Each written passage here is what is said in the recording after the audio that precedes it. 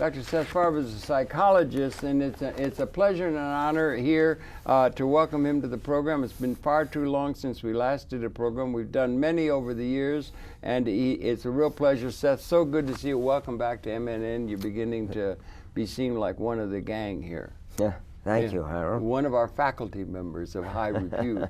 And Seth, share a little bit of your background. You're a Thomas Szasz type dissident. We got you down dissonant psychologist. Share your own background a little bit, and then we'll wade in. I know you got a new book that's in the stages of becoming published. It's important and all that. But just share quickly biography, your own background. You're a psychologist. Yeah, I don't know if the audience knows who Thomas Szasz is. Oh, well, maybe you could mention that, yeah. Actually, Thomas Szasz wouldn't like my new book, but he wrote the foreword to my first book. Yeah. Couldn't have written any book without him, because he's the one that created. Am I looking at you? No, just don't pay any attention to the camera. Oh, yeah. The new paradigm. Yeah. New science. You know, it Kuhn's Nature of Scientific Revolution. Right. Like when the physics was revolutionized, when the theory of relativity replaced the previous theory of ether and Newtonian mechanics, etc.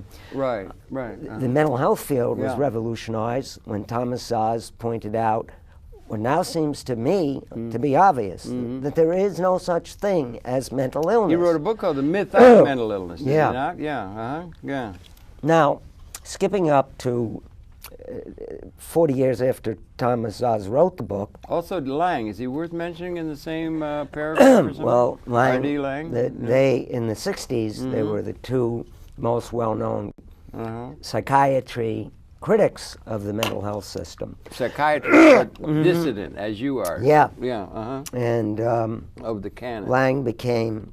Szasz just wrote a book, even though Lang's been dead for 30 years. Szasz just wrote a book 20 years about how awful, what a terrible thinker and what an irresponsible person Lang was. I don't agree with the main thesis of the book. I think Lang made a significant contribution. It's a little more difficult to talk about Lang's contribution to the mental health system, but what we could say about both Lang and Szasz is that they were on the side of the so-called patient.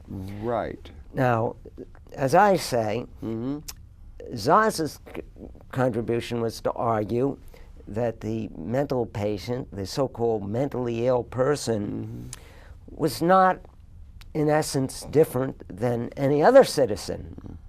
And therefore, he was or she was entitled to the same rights and responsibilities. You know, if she committed a crime and said, well, God told me to do it, Szasz didn't believe that she should not be held responsible for that crime. On the other hand, far, far worse were the millions of people who were forced to take electroshock, to take drugs, and are still being forced. They're having their right, over their own body, their constitutional right of autonomy. Lobotomies they were doing in some cases? Yeah, all these things. Now, Szasz says, then I'm mentally ill, and that's an excuse used to relegate them to a lower status. Right. Now, what Lang did, where Szasz emphasized that the so-called mentally ill were capable of the same purpose-directed behavior and therefore responsible. And this idea of mental illness was a myth, because what does it mean, a mental illness? Okay, but anyway, what he emphasized was how they deserve the rights of that every ordinary person has, citizen.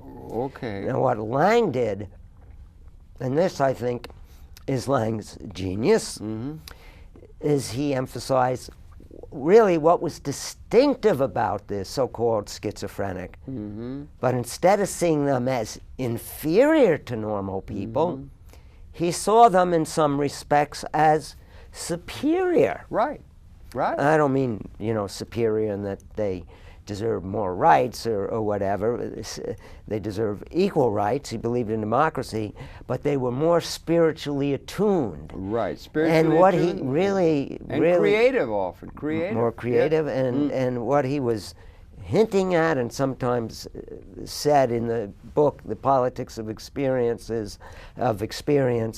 was that they were really ahead of their time. Right, right. They were having mystical states of experience. Right. They were the forerunners of what some Christians have referred to as the new man. Or the new man, or avatars, or... That's a Hindu term, but yeah, Jesus, just to take Jesus, he says, I am the first fruits of what will be. Yeah, right.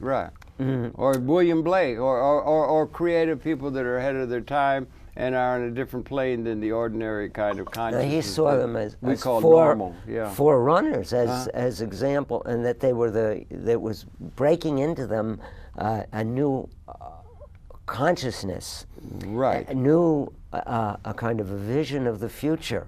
Okay, a new way of being that might be emerging. Yeah. Yeah, okay, and what was happening was that this new way of being was being aborted and suppressed. This process of a natural process of schizophrenia. This was a very revolutionary.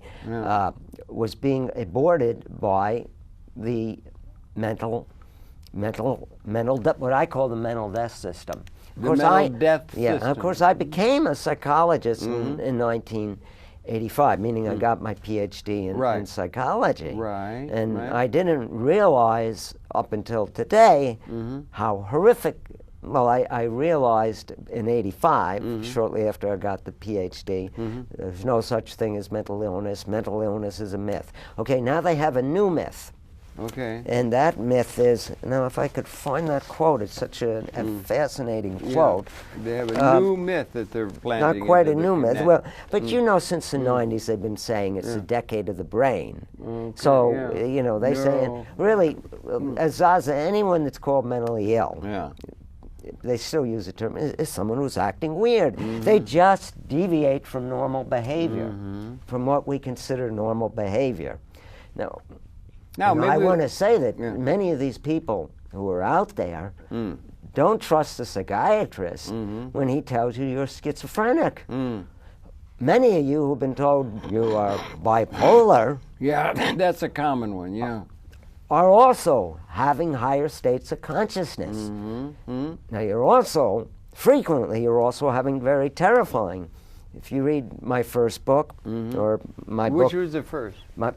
Madness, Heresy, and the Rumor of Angels. Yeah, right, I remember that, It's on my website. Or if you read my book, coming out in a year, The Birth of Mad Pride. The Birth of Mad Pride, thank you, okay, it'll be out in a year. You'll see how brilliant and spiritual many of these so-called schizophrenics and so-called bipolars are, and the reason that I can see this is because they stopped taking the psychiatric drugs. Now I ought at the warning, don't stop taking them abruptly. You will go into a withdrawal symptom, terrible withdrawal symptoms, like heroin. You'll go cold turkey. If you've been taking it for a year or 2 or 3, it is a gradual process. You have to get books. You should get books on it. But even for lithium, they do lithium or salt or something for bipolar or something. And what is the standard?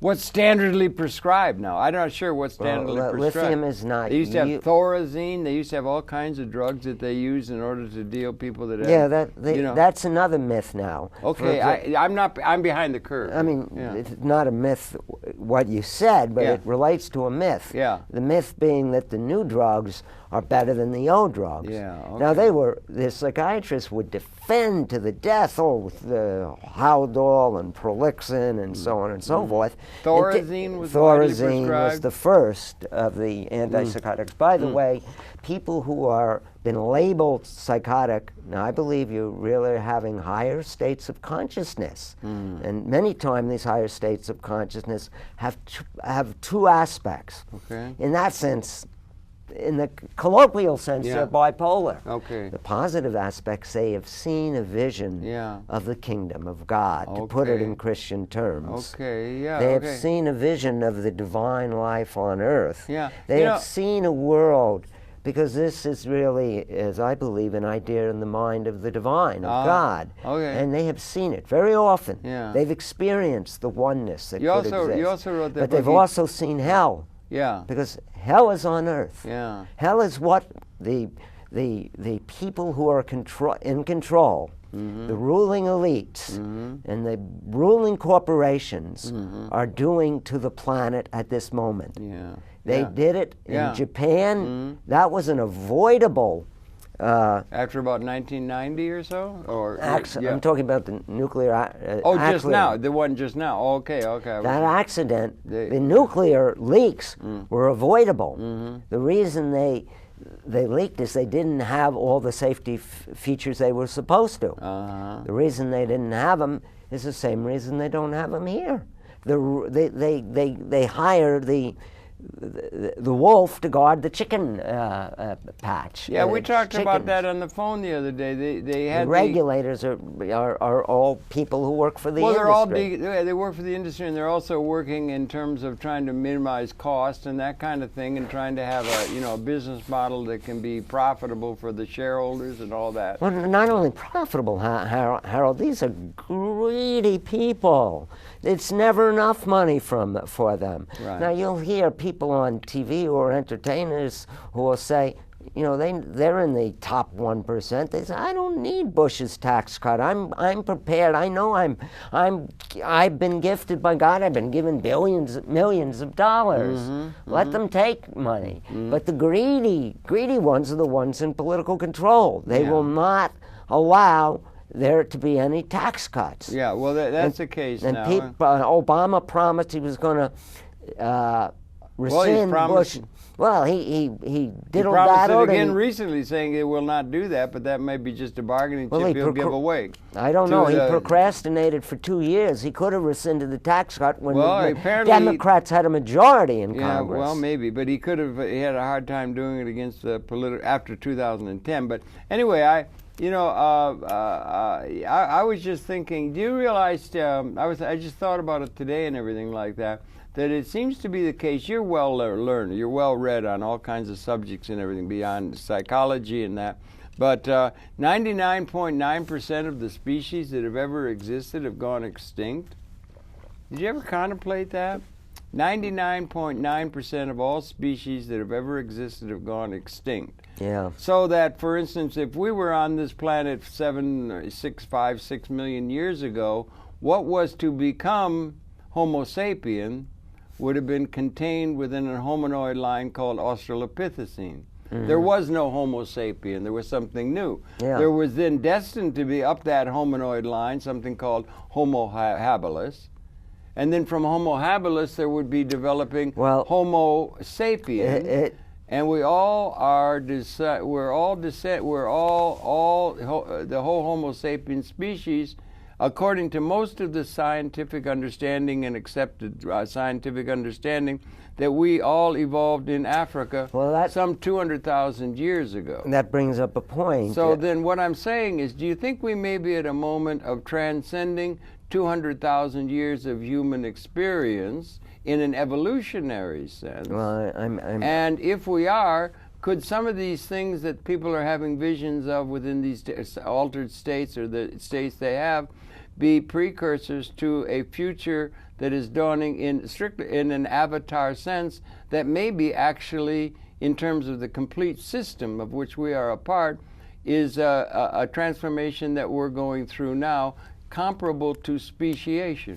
Yeah, but Have you ever Let me thought answer. of that? Of course, You have thought. It only occurred to me on the bus coming over No, here I've been today. thinking about this for a long time. Oh, but well, then I you don't, can fill me in. I don't know all your technical terms, but I've been thinking as someone I know said lately, a writer, Robert Jensen, I wake up every morning with a deep sense of despair of what we're doing to the planet. Absolutely. I mean, we have to at least consider, I mean, try to prevent it, but we have to at least consider that we have failed in our mission, in our mandate. I believe it's a divine mandate to be stewards of the earth. And we are... Well, we haven't failed in the extremists. We are destroying... We haven't failed in the extremists. The extremists would be unleashing the weapons of destruction But that wipes all out of the this species. That would be the extremists. Well, that would, you know what I'm saying? Harold. It's still at the level of capability. Yeah. Yeah. At that point, we won't be here to say we failed. Yeah, but it's the difference. We still have the at that point, I won't be here to say, and you won't be here, we failed. Maybe, well, wouldn't you have to model, maybe there'll be... What's that fellow's name, Jensen? My point is, yeah. we're at the 12th hour. Yes, we can pray for a miracle to avert it, but we have done so much damage. Look at all the living creatures that have been destroyed by the Gulf, BP Gulf. BP, yeah. And you know, when you hear Obama come on and say there's going to be a moratorium, and then you read the paper, they just passed a bill accelerating more deep water drilling. You say, what are we doing? I mean, this kind of assault on the earth is criminal. It's that's actually something we've done. It's evil. No, but that in the eyes of God. Well, okay, God is a big concept. Well, and if you don't like believe in God, you can translate it into your. No, if the universe is synergetic, it is there is no absolutely fundamentals in the universe, and it's there may be God, there may not. So if you're looking and saying there's a God, you got one thing. If you're saying there may not be, then you got another. Harold, I don't want to get into a debate on because theology. Not on theology, specifically on whether God exists or not. Okay. That'll get us. We won't get back to the topic we want to talk about. Right. I'm just saying that the people who have been labeled schizophrenic, and manic depressive, bipolar, many of them believe in God, as I do. So to them, I'm making that remark. To the people who don't believe in God, translate into other terms what I'm saying. Yeah, okay. That we've already failed, not in the sense that we're not here to talk about it, and not in the sense that it can't be saved. And I want people to know that their visions, many of the people labeled schizophrenic, and now increasingly bipolar, have had I mean, look, there are 6 million people labeled bipolar. Where in the country? In America today. In America, okay. There were 13,000 in 1956. Is that right? Okay. Yes. In 56. Okay, So there's how many now? 6 million. 6 million. Is that characteristic of Europe and other parts of the world I can only give you the You only deal with statistics the United States, right? for the United States, but it goes up. Well, that's one way in which people... So, my point is, these people are having... They have seen the experience that they've had. They've had a vision of heaven and a vision of hell. I think Blake wrote that. But the vision of paradise on earth has been the same vision that's had by many of the great mystics throughout history. That's what I was thinking. Right. I was thinking that very thing. Shamans have had it. Right. It's the Garden of Eden in the Joni Mitchell song. We've got to get ourselves back to the garden. It finds its way into popular music, particularly in the 60s, this idea that we could create heaven on earth. Now, we can't give up on the idea that we can create heaven on earth, even if there are only 100 of us left because the people in power, as corrupt and sociopathic as they are, have wiped out the whole planet because they're not paying any attention to global warming. They're too greedy. And there's never enough money for them. Right. And, you know, back to the thing in Japan, I would have hoped, you know, I thought Obama was going to be so much better than Bush. He's been a great disappointment, but to take to a lot of people, yeah, he's had to compromise. Well, to most of us in the progressive community, right, sure, yeah, obvious, and to many, I guess, who aren't progressive. I don't know what libertarians. Yeah, there's some right-wing libertarians, and I think I think even 20 years ago, a Republican would have done, had this horrible thing that's, you know, destroyed perhaps, we don't know how many lives of millions of people, poisoned with radiation. The president. Japan now. We're in Japan. Yeah. But we have those plants in America now, sitting on top of earthquake faults. Would we have been We better? have one in New York, and let me finish my point. Okay, fine, yeah. Any president that was sane. One of my thesis of my new book is that society is insane, and that the people who are mad are sane. Are in charge, yeah. No, the people that are mad are not. I mean, the people who are schizophrenic, like King of Hearts. They have It's like the movie The King of Hearts. The King of Hearts. But any sane president would have said, Jesus, we have to, excuse me for those who it's all right. We understand. We can't go ahead and build nuclear power plants. We have to think very hard. You think but you know he didn't say that. You know what he said a week afterwards. I'm not sure exactly. He said, we got to go ahead with our nuclear renaissance. We have to build 120 more plants. They'll be safe. We talked about this on the phone. They'll never be safe. You and I talked about this on the phone. Yeah, well, it's something that's disturbing. And one of the things is, as I understood it, is that they were, all things are being, would it have been better if Einstein hadn't existed, Ernst Mach and the people who did it and led to special theory of relativity, and the genie was still in the bottle. We had another 200,000 years or 100,000 years to develop before we got to such a Promethean capability as the power within the atom, much less teller, and so forth. But it doesn't do much good to try and go back and withdraw all of the scientific development that was going along that line, because it exists. Okay. The capability exists now. Yes. And the hydrogen weapons. I'm going to leave that as a rhetorical question, because it's a good statement in and of itself, and get back, because I have a tendency myself to digress from my main point. There are 40 million people now that are supposedly that are labeled mentally ill. 40 million. You're talking, and your figures are all national, not world. They're all national. Your figures are all national. My figures are all national. 40 million. Now, 40 million out of 300 and they million? all supposedly have brain. This is the new myth of the biochemical imbalance. There is no biochemical imbalance, people. Those of you who have told you have a biochemical imbalance have been lied to. Okay. There is no biochemical imbalance. Okay, spell it out a little bit. Well, what does it mean? This is something that they've invented in order to build a pharmaceutical industry. To sell the drugs and the.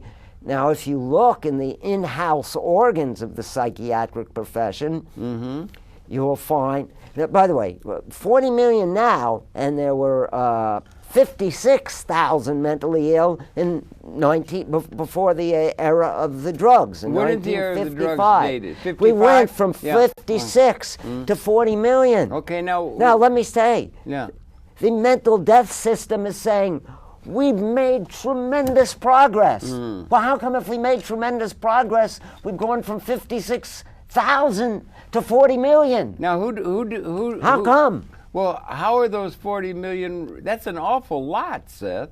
Out of three, we haven't even got through what, 300 million. Well, if you want the source for that, it's the best book of the year. Anatomy of an Epidemic. Anatomy by whom? By my friend Robert Whitaker. Robert Whitaker. Yes. An Anatomy of an Epidemic. Yes. The epidemic and being anybody who is taking psychiatric drugs now. A lot of people. Yes. Prozac. Should look at it. Yeah. The worst of the drugs are the so-called antipsychotics. Now, Prozac is dangerous, particularly dangerous for young people. Okay. Now, what Whitaker did, Yeah. he was a journalist. Yeah. Okay. He said, how did we get to 36? Did we has the psychiatric establishment really made progress? If they made progress, how come there's so many more? The psychiatric establishment is now become just a PR, a public relations arm of the pharmaceutical industry. Okay. Not just public relations. They are the pushers. Yeah. Lauren Mosher, who since died. Yeah. Do you know him? I do not. He was the head of the schizophrenia division of the National Institute of Mental Health. Okay. In the 70s. Uh-huh. And in 1996, Lauren, he said, he wrote a letter, he was about 60 then, to the American Psychiatric Association, and he said, I'm afraid I have to resign. I'm very sad, but I'm afraid that the American Psychiatric Association has become, they ought to be honest and call themselves the American Psychopharmacological Association. Okay. Right, okay, yeah. At this point, I'm quoting from Dr. Mosher, at this point in history, in my view, psychiatry has been almost completely bought out by the drug companies. Well, it's huge, the drug industry. The APA could not continue without pharmaceutical supported meetings. So, okay, they are promulgating this myth of a biochemical imbalance because everybody in America thinks, but there's no proof of it. No. They keep saying there's proof, and that was a quote that I had. Listen to this. I bet you couldn't guess when this was said. Psychiatry has undergone a transformation in relation to the rest of medicine. This transformation rests principally on the realization that patients with so-called mental illnesses are really individuals with illnesses of the nerve with what? Illnesses. With illnesses, that patients with so-called mental illnesses, this was said by a psychiatric journal, go on, read. are really individuals with illnesses of the nerves and the brain. Illnesses of the nerves and the brain. Now guess when that was said, Harold? Gosh, I don't know when that could have been said. I'm just trying to think. You got okay, Nathan Klein, it was said in 1867. Really? Way back then? Yep. By whom? It was in the American, in the archive. I don't know the individual's name. Okay. It was by a psychiatrist in the Archives of Psychiatry and Nervous Diseases. If you want the exact year and the volume number, you can email me and I'll give it to you. Yeah, I was just thinking when we first discovered acetylcholine, and we didn't know it sat only within our lifetime. Certain maybe 30 years, 35 years ago, we didn't even know. If I understand, we didn't even know there's such things as neurotransmitters. Well, they still. My point is, nothing has changed because then they gave up. As you know, we weren't talking about brain diseases in the 1950s, in the 1960s. It was all mental illnesses and things that happened in childhood. The decade of the brain. Yeah, right. So what happened? They couldn't find anything wrong with the brain then. So they gave up. I mean, to make a long story short, and they began again in the 80s because they had to make themselves look scientific and like other doctors. But they still can't find, for example, they talk about shrinkage of the cerebral cortex. every one of those so-called schizophrenics that have a shrinkage has been on these psychiatric drugs. It is the psychiatric drugs that account for the fact that you have 40 million people who are disabled today, who are mentally disabled. They are disabled from long-term use. There's a lot of people of psychiatric drugs. There are a lot of people who are not, quote unquote, well adjusted to an order, a sociological, political, an economic order that is thought of as normal, which is in a very real sense enslaving and just simply authoritarian and rather like serfdom. Good point. So there are people that take exception to that. A lot of them are creative people like artists, painters, poets, and so forth. And artists, painters, and poets, and so forth are thought of as being dreamers. They're not realistic. They're not really in tune with the normal realities and so forth. And then they're also upset. They might also be people that are in touch with feelings and things like that you're not supposed to be in this automaton kind of world called normal that you're supposed to adjust to. Good. The world is not sane. The people who have these feelings are sane in a larger sense and so forth. But then what happens is they get to be unable to adjust very well to the demands of a world that wants them to be a robot rather than a creative being.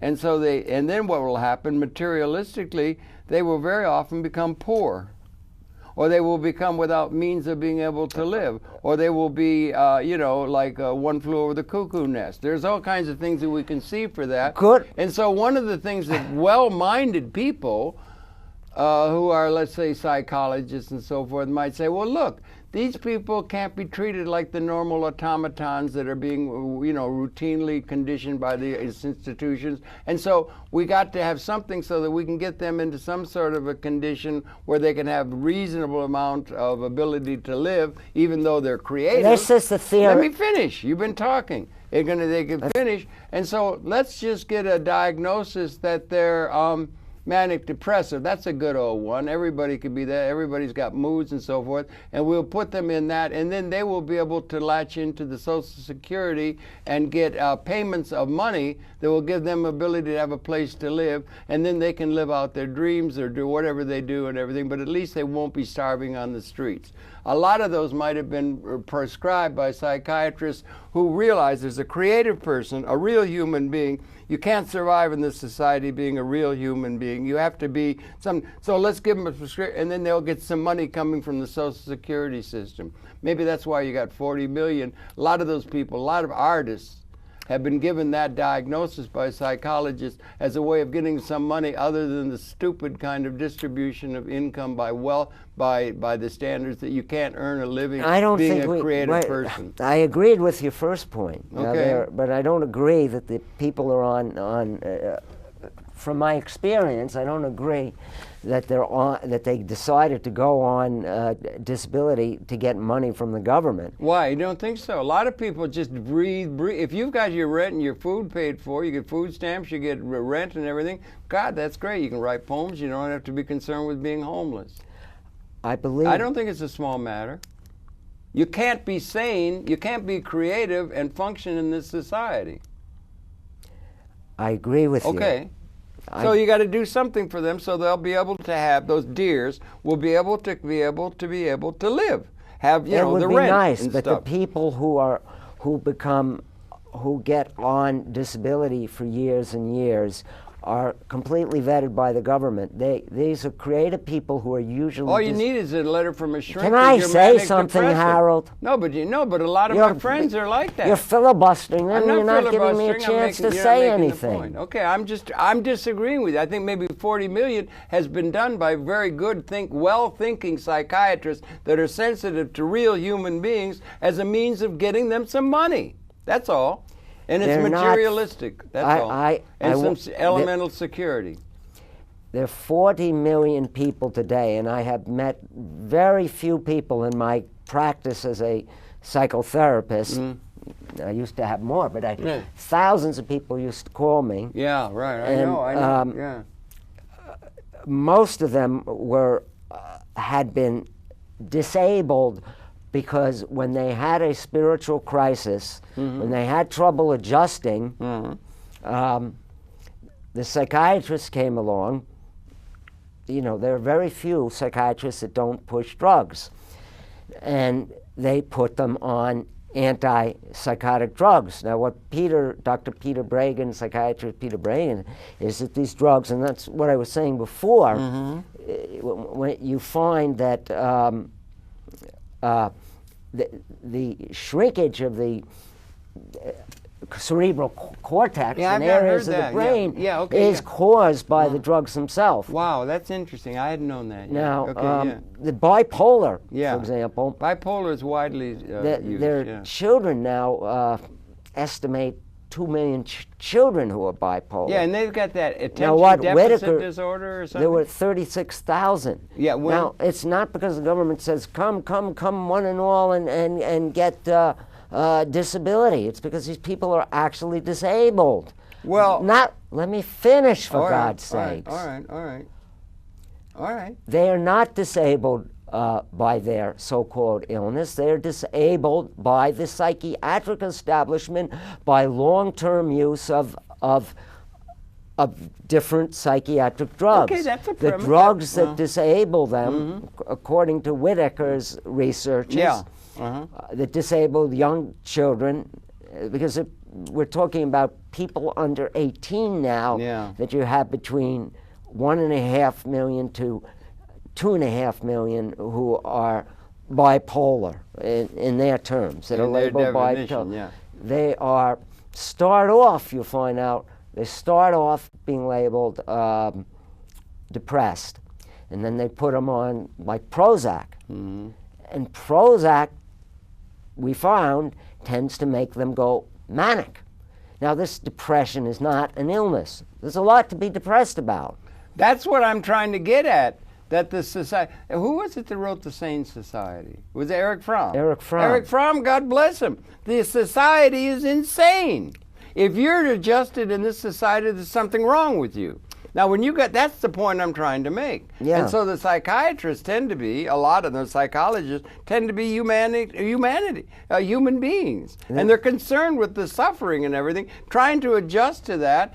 And so they get something, and all the people need is some money. It's all down to money. Harold, I'm just making that point. You and I have a completely different view of psychiatry. I'm not so sure it's completely different. My view is we agree the society is insane. That part we agree on. Okay, and very often the sane people are the ones who are called insane. Putting people on drugs that make them worse. Yeah, okay. They are, let's take the state of Minnesota. We only have the statistics for 2 states.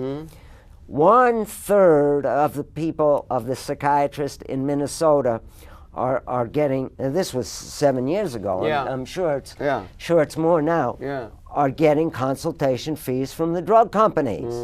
Now, they claim it doesn't make them any more likely. This was in the New York Times. I can, if you email me, I'll give you the data. Thank you. I want to get it, it was a 2007 New York Times front page article. Minnesota, the psychiatrists, they're putting them all on these drugs. Later they're finding out that the drugs are making them, that they're getting worse. Yeah, right. No, I'm in agreement with you, and that they're in the pocket of the pharmaceutical industry, and it's corrupt, and a lot of the psychologists are doing harm. I mean, I agree with all that. Well, then we are in agreement. Yeah, well, of course we're in agreement. Oh, well, you were saying before no, I'm just trying to say that the major premise is the society and what it calls for in terms of behavioral patterns is insane. If you're a really creative person, you cannot adjust to that society. I can't argue that because that's the point of my book. Yeah, that's the point we're trying to get. And that's the major premise. Most people in the mental patients liberation movement. That's what I want to get to. The mental patients liberation movement. We need to have a movement, a teaching, and a movement to liberate. You got Kate Millett writing a foreword to your new book, right? Yes, God bless her. I'm using an old term just so that the audience will understand. Right. And mad pride. Mad pride. How much time do I have? We got about 10, 20, 15, 17 minutes left. Okay. So you've got mad pride. Well, the mad pride is the newest term. Now, what that's I like good. about I like mad that. pride We used to have queer pride it brings it back to what are the strengths And I said that the people labeled schizophrenic are having higher states of consciousness. They do very now. well, One of the new organizations. And Seth, we're in agreement. We don't have to get it's details, but we're in agreement about. Well, before you were saying you thought many of the psychiatrists were trying to help. Well, no, well, you are. I know you're a psychiatrist. You're a psychologist. I'm not welcome anywhere. Human. I'm persona I know, non but gratis. there are some others. I got fired. I've met a few psychologists. I got a few. Well, Harold, some of them are human beings, the and ones they really that care. come to you are the exception. Yeah. We can mention Peter Bregan. We can mention the psychologist Bruce Levine. And a lot of we can mention the ones that supported the Fred Bauman. Yeah. But they'll tell you. Yeah. They're probably. I bet they would agree with me. They're probably less than 100. Well, I agree with you to understand. And that we're trying to celebrate the people who are human beings and see that we got a problem. What they have to do. And some of those people in psychology are real human beings who care. Yes, that's really a minority. Yeah. And so what they have to do, what they have to do is start building up mental patients liberation groups. Yeah. What the new term for that is mad pride. Good. Okay, I like that. Mad liberation. Yeah, right. Because it's not a disease. No. Right. Madness is a higher state of consciousness. It very well might be. Yeah, right. If not, it's a dangerous opportunity to use what some people. I always thought that was the Chinese word for crisis. Yeah, right. But it turned out it isn't. But it sounds good. Yeah, it does. Yeah, it could go on a placard. It could go on a placard. And there's crisis. And as the Icarus, I'm very bad about ICARUS, IcarusProject.net. Yeah. Talks about it. Yeah. They haven't even redlined, but these are a bunch of former mental patients, mad pride people. Right, mad pride. They have an organization, a website with 10,000 people. They say, we have dangerous gifts. They say that, I believe that. They're like a poet. Every one of you who have been labeled schizophrenic, almost everyone, has a dangerous gift. And you have to cultivate that gift. What's happened to the majority of people with these dangerous gifts, and that's why I was saying I disagreed with you, is because their gifts are destroyed by putting them on neuroleptic drugs. Right, and they got all these abilities to control neurotransmitters. And that's why, for example, take bipolar. You got so many people like. That's why you have 6 million bipolar today, and before the age of drugs, you had 13,000. Yeah. And the 13,000 had only lasted a couple years, and they got better. Yeah. Now, not only they're disabled 85% of the time. They can't work. They're suffering. The ones who get better are the ones who are leaders in the mental patients liberation movement. What does it mean to get better in this society? It means to be, glad you asked that. Yeah. It means to be not conforming to an insane society. Well, wait a minute. It means to be creatively... an outlaw? Creatively... It means to be a bank robber, I'm going to quote Martin Luther King. Yeah, or Martin Luther King standing up. If I could say that. Yeah, you're right. Yeah. Martin Luther King Jr. said, he wasn't talking about this mental patients liberation, but he might as well have. He said that a healthy person is creatively maladjusted. Creatively maladjusted to our society. Okay. Martin Luther King said that's healthy. Isaiah was creatively maladjusted. Okay. Jesus was creatively maladjusted. Anybody who is just normally... Lincoln was creatively maladjusted. David Oakes, who's the head of the largest mental patients liberation movement called the Psychiatricist Movement, Mind Freedom, is creatively maladjusted. Okay. They are fighting against enormous odds to try to change the world. Seth Farber is creatively maladjusted. Yes, and you are creatively maladjusted. My dog is creatively maladjusted, I think, because he takes it. Because you are, even though for a minute you sounded like you were defending the psychiatric establishment. No, I'm only defending you are really fighting against the establishment. Yeah, and if you take Mr. King's words and you said you said is creatively what is it again? What did he say? What did he say? He said the world will be saved by the creatively maladjusted. The creatively maladjusted. And he gave Isaiah, Abraham Lincoln, and Jesus as examples. Yeah, but what I'm saying is if you're not creatively and you're adjusted to this society, you are a robot. You are a serf. You are a non-entity. There are two things. And that's what most people want to be, and that's what they have to do to have elemental security. That's right. You have to be just a drone. Most people be are a drone. drones Don't think. and are no adjusted, creative thinking. And this is often what the psychiatric establishment does. They take creatively maladjusted people and turn them into robots, into unhappily adjusted people. Thank you. Well, what was it that was it Thoreau that said most people live, meaning the normal person leads life of quiet desperation. And that's true. That's what you're supposed to do. And you look at the world, and I certainly can see the world that way. Anybody that's adjusted to that world and thinks that world is fine and isn't calling it with some creative thinking is really not in my idea of thinking of creative. Yeah, now you can't also, be creative and you be don't adjusted. want to be uncreatively maladjusted either, because then you're in a you could be in a mental hospital, you can't get out, you can't adjust to society, and you can't function either. Okay, thank you. There's so many people who are turned into uncreatively maladjusted, unhappily maladjusted people by the psychiatric establishment. Okay, that's an They interesting are point. ruined. They can't function. They can't have friends. I've met these people. Frequently they're you mean older at a deep people. personal level they are? They're what? You're talking at a deep personal psychic level. They're uncreatively maladjusted. That's right, right, what you're because saying. the psychiatrists, they were, in their youth, they were experiencing a spiritual crisis. Yeah. Psychiatry got a hold of them, gave them all these drugs that made it impossible for them to function. For example, anybody who's been on a neuroleptic, an so-called antipsychotic, will confirm. It was said by the discoverer, by one of the early people that was excited about the first antipsychotic. What would it have been like? Is that 1956. Well, what would it be? Thorazine? What would it be? Thorazine. It was Thorazine. That was the Thorazine first. was being pumped into people all the time. And he said, this is an example, when the drug works well, it produces an attitude toward the environment. When the drug works well, it produces an attitude toward the environment best characterized by the current phrase, this was current phrase in the 1950s, I couldn't care less.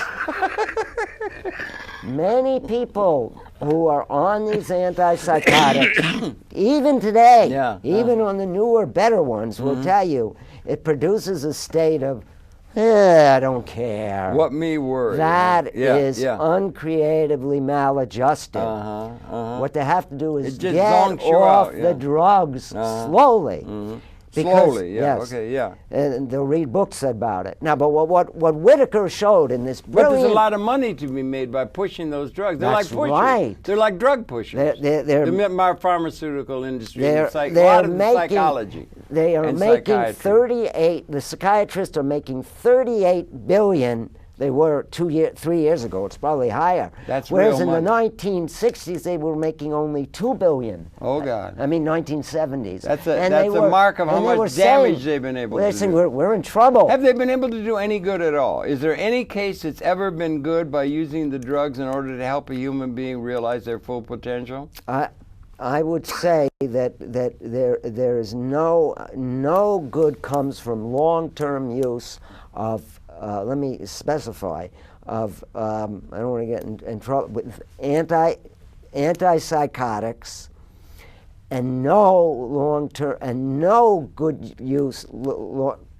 comes from giving children under 18 antidepressants, Prozac, or Ritalin. And in fact, what Prozac and Ritalin do to children under 18 is a large percentage, it makes a large percentage of them hyper, so they become labeled manic. Well, and they are launched on careers of mental patient.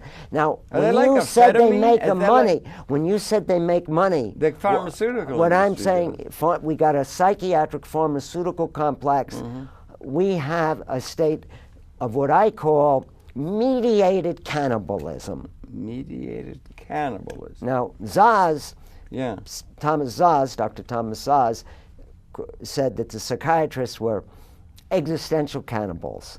Okay. And this was in the 60s. Yeah, right. He said yeah. because they get rich by the way, in the New York Times article, it found that those who were using drugs and getting consultation fees Yeah. were making 3 or 4 times as much money as the ones who weren't consultants. You mean the ones who were psychiatrists? They give get drugs. consultation from they actually get, you know, A psychiatrist. psychiatrists. They can do get an extra prescriptions. $100,000, $200,000 a year from the drug companies. That was 1/3 of that in Minnesota. Mm-hmm. The only reason I'm not giving it for the country is we don't have the statistics Yeah, for right, okay. what percent. But we know that when They're on the take. they're on the take, and they lie. They've made up this thing about biochemical imbalance. I can give you a million quotes from their literature about how there's no evidence that there's biochemical.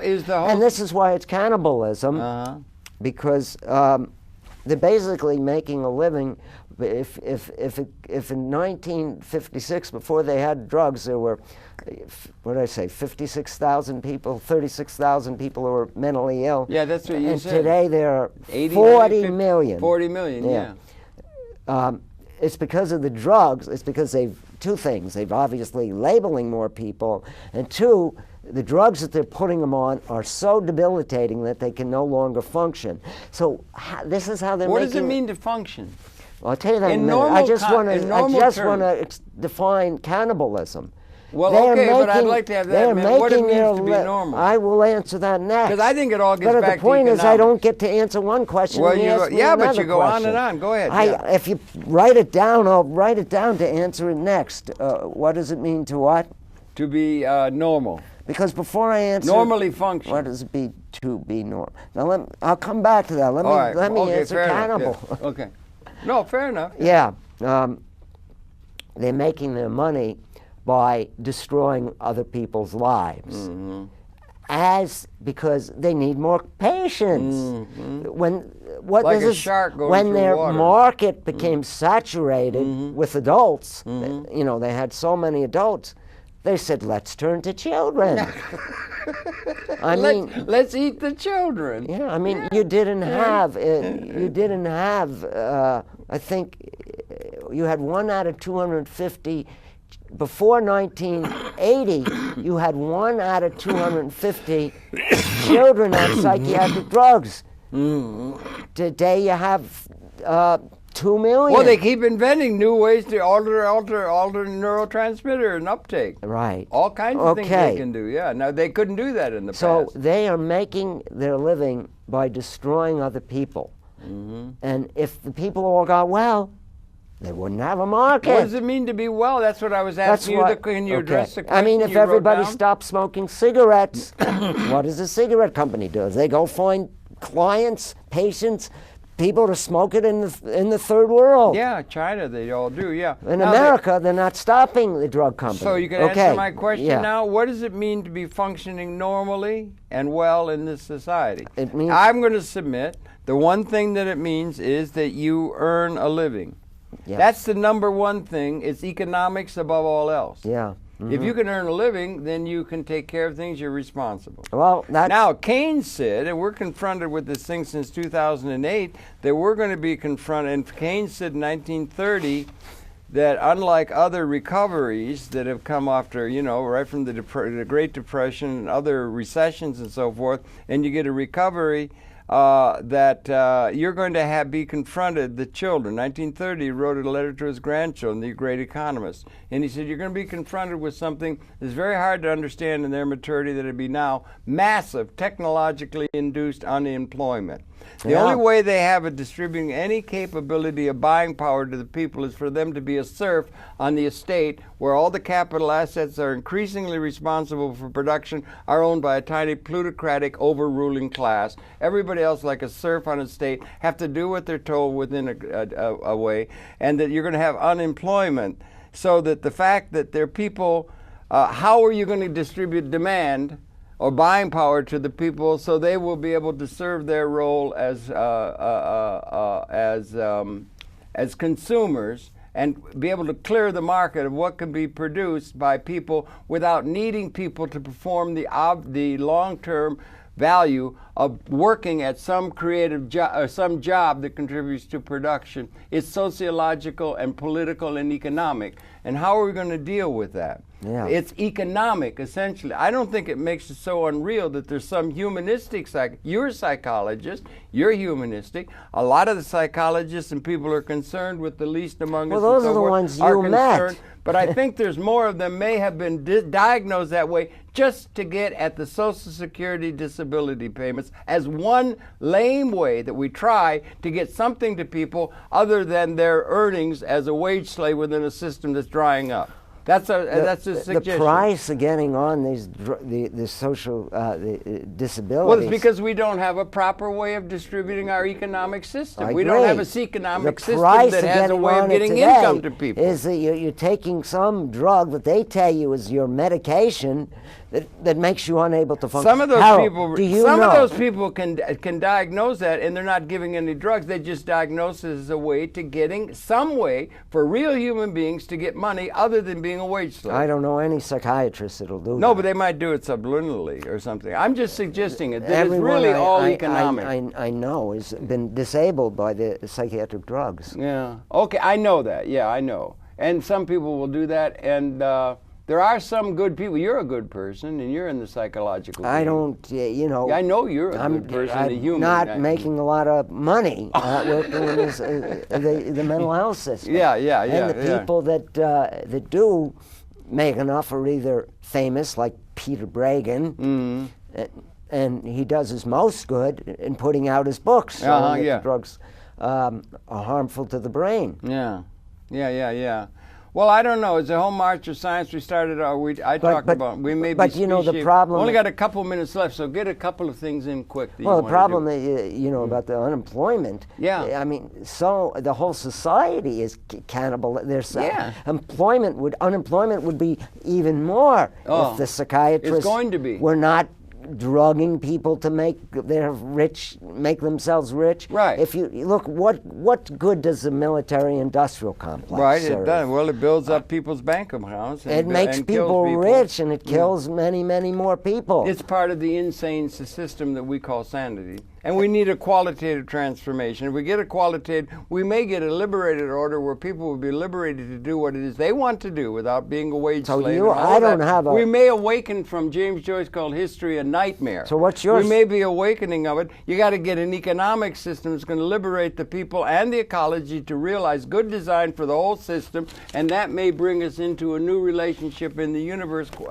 comparable to speciation or punctuated equilibrium. And the people who've had a vision of that, our visionary people, have seen visions of that which is coming, like Australopithecine was somebody who could have perceived Homo habilis and Homo sapien. We would be transcending 200,000 years of human experience. That's what the great Indians say. Sri Aurobindo he was great. Aurobindo was great. That in order for humanity to survive, we have to, and we will eventually, even if it takes millennium. I'm hoping that we can do it in the next 2 or 3 years. We have to do it in this period of time, our lifetime. This is where the decisions have to be made. It's a thing. We're either going to liberate or we're going to annihilate. A higher state of consciousness. We're going to either liberate in a full sense of the fullness of end of time. We're going to liberate the humanity within an ecological order, come to a new relationship in the universe, or we're going to annihilate and join entropy. And we live in that time. Yeah. So there's a lot of pressure going on at this particular time. Exactly. I'm glad it's being eased by your work, and I thank you very much. Do I have time? No, but we have time, but we just can't keep our eye on the clock. We're running out of time. I'll just go from line. Sorry, by the way, that I got no problem. manager. I thought you were defending. Get some point across. Defending psychiatry. Get across the point. Okay. Quick. This is R.D. Laing. Everybody read his book. Get off of anyone who's been labeled slowly, but get off the psychiatric drugs. R.D. Laing said, if the human race survives, future men and women, he said this in 1965, will, I suspect, look back on our enlightened epoch as a veritable age of darkness. The laugh's on us. They will see that what we call schizophrenia was one of the forms which, often through quite ordinary people, the light began to break the light began to break through the cracks in our all too closed minds. Right, right. And we That live in the through time. those people who are considered schizophrenia, the light is beginning to break.